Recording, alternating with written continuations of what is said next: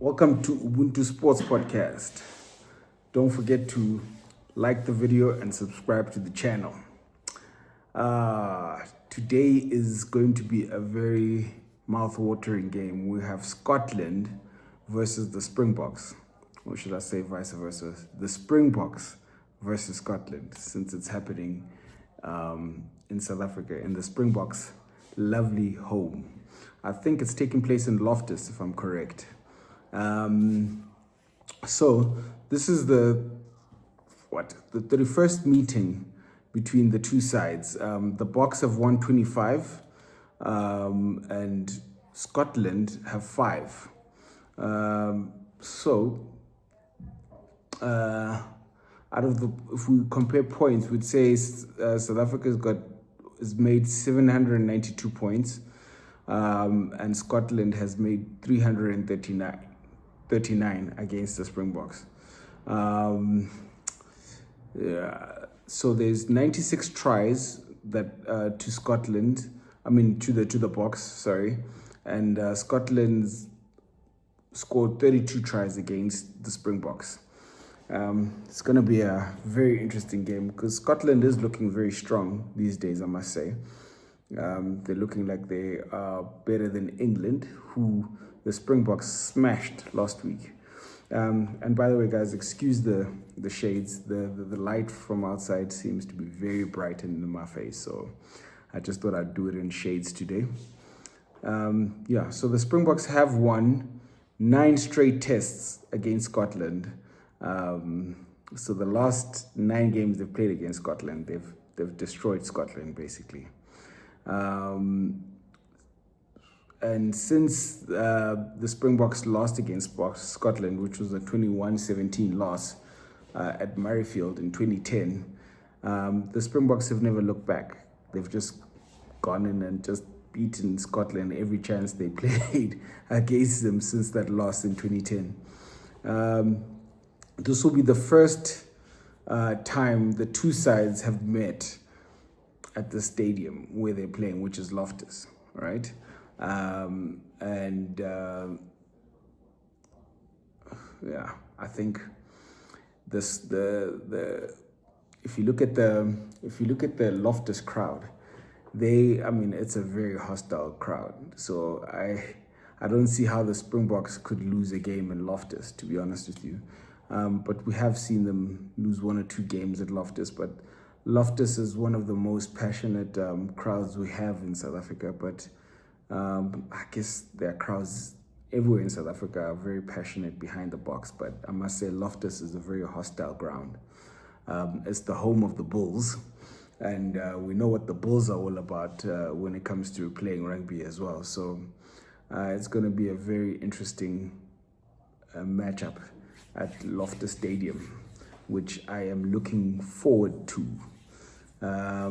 So Scotland have only played South Africa 6 times, and they've lost every single game they've played South Africa in South Africa.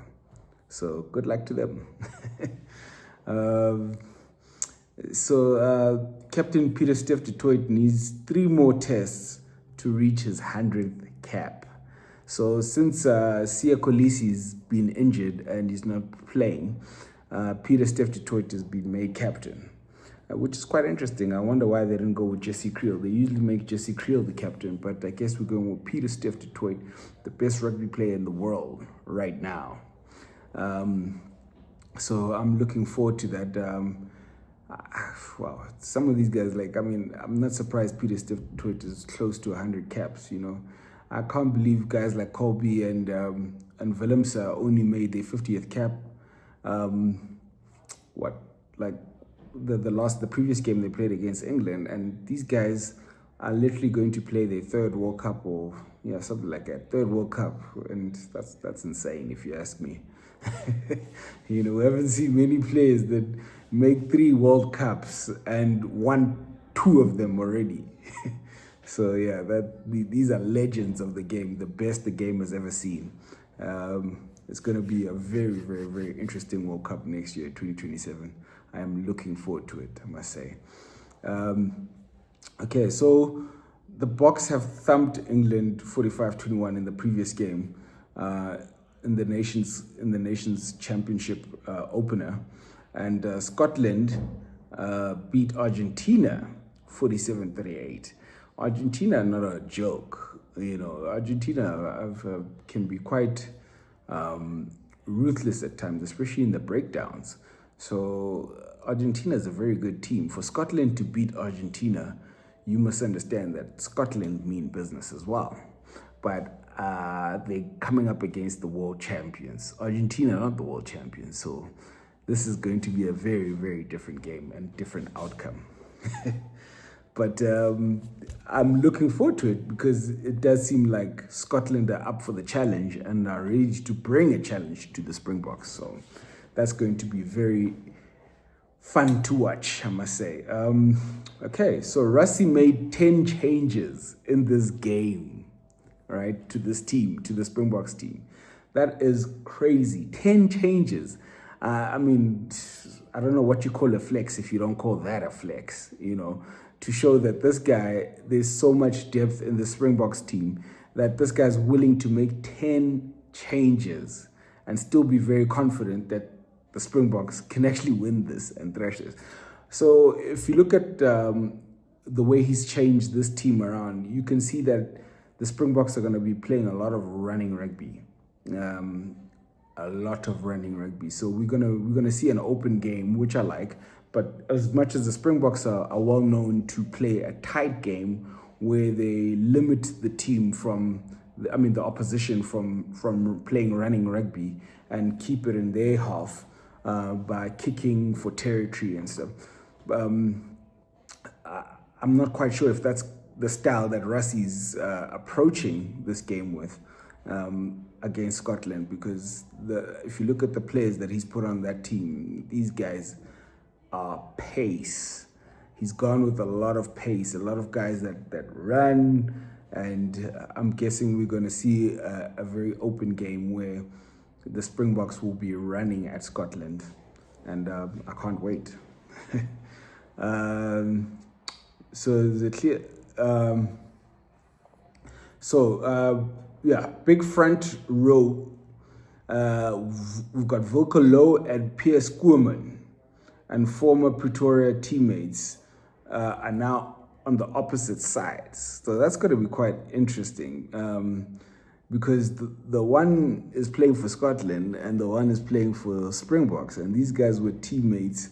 They were the teammates at club rugby. So it's going to be quite interesting watching them play against each other. And then we've also got the Boks are still number 1 in the rankings, of course. Scotland are number 5. So we do have a genuine top 5 clash in our hands, people. We've got the world champs against the number 5 in the world right now, as things stand on paper.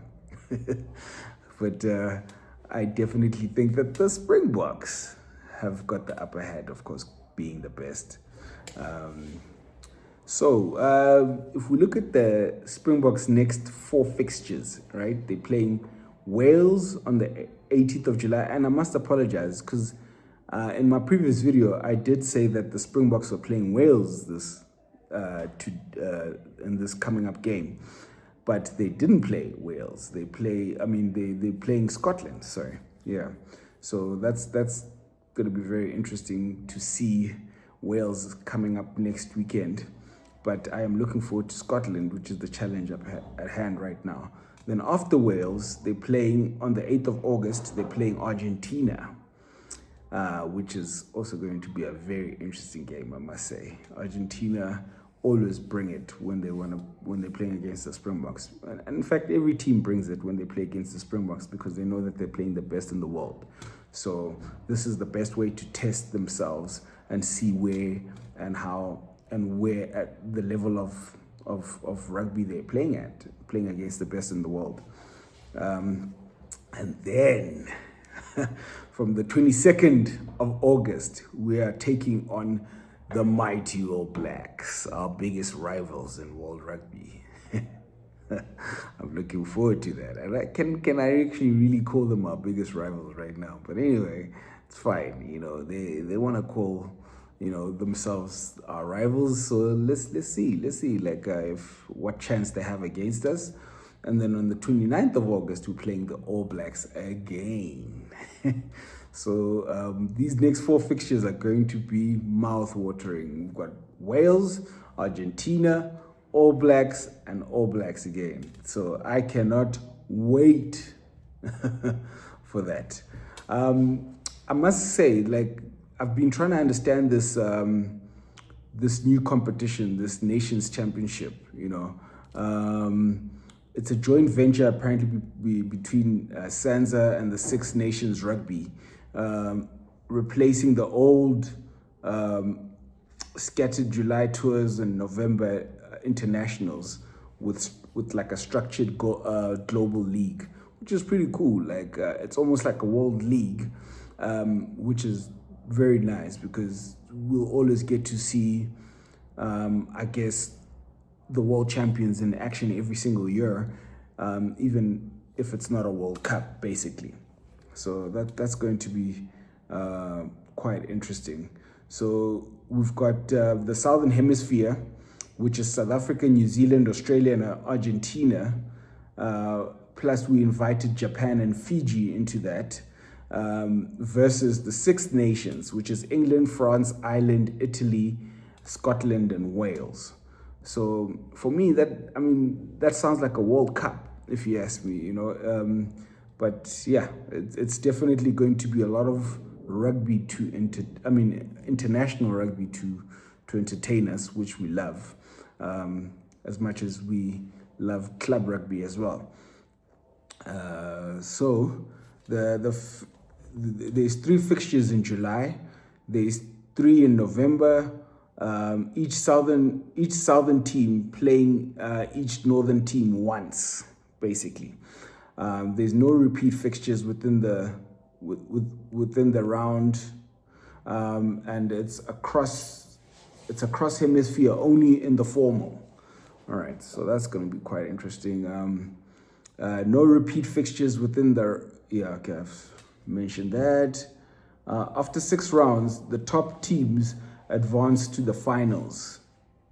Okay, finals. So there's finals in this. Okay, and the finals weekend is on the 27th to 29th November at the Allianz Stadium in Twickenham. How convenient does it have to be at Twickenham? Twickenham. When England are definitely not going to make the final, but anyway, they'll host the final, so that's great. To crown the first ever champion, of course, and we all know who that's going to be. So the Boks have already played England, and they've won 45-21, and now Scotland, and then Wales, and then in July, in November, in fact, they will face France and Ireland and finish the round before the finals. So that's going to be a very interesting watch for some rugby fans out there. I'm looking forward to this Nations Championship. It looks like it's going to be quite entertaining, I must say. So those of us who still enjoy football will be watching a lot of rugby and football at the same time. And what a great year of sport in 2026. I am looking forward to all these fixtures that are coming up. Thank you.